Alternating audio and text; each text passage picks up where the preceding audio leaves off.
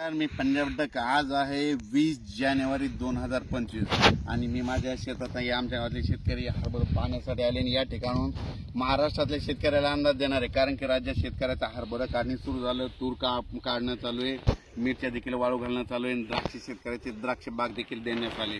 तर त्यांच्यासाठी खास करून आनंदाची बातमी आज आहे 20 जानेवारी पासून तर 1 फेब्रुवारी पर्यंत कसलाच पाऊस येणार नाही म्हणून काही चिंता करायची गरज नाही, म्हणून हा अंदाज लक्षात घ्यायचा।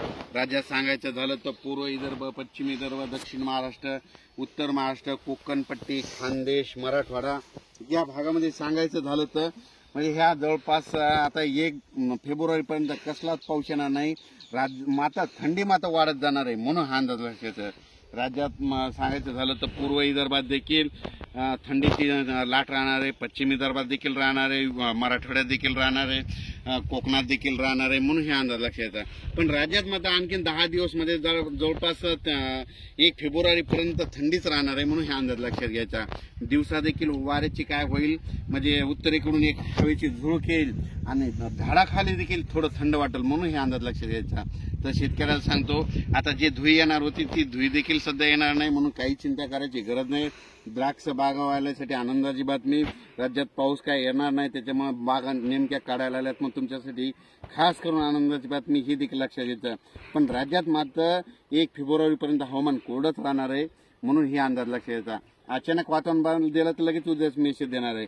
आता काय केलं, हे राज्यात शेतकऱ्याची चना काढणी चालू आहे, तूर काढणी चालू आहे, मिरच्या शेतकरी वाळू घालतात, मका देखील काढणी चालू आहे, म्हणून दररोजची दररोज अपडेट दिला जाईल। म्हणजे दररोज काल देखील अंदाज दिला होता, आज 20 जानेवारी 2025 आज देखील हे अंदाज देत आहे, म्हणून हे सांगतो। कारण की काय झालं की काही युट्यूब धारक काय करतात, त्यांना फॉलोअर्स मिळण्या माझाच गेल्या वर्षीचा जुना व्हिडिओ टाकतात, त्याच्यामुळे खास करून शेतकऱ्याचं नुकसान होणे म्हणून एक माहीत असं सांगतो।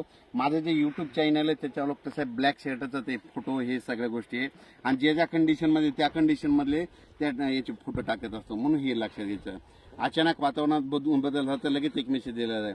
आणि शेतकऱ्यांना मी म्हणत होतो ना, हरभरा एकरी 50 किलो पेरत असताना तुम्हाला सांगतो प्लेट जर फेकली तर वर तरंगा असं।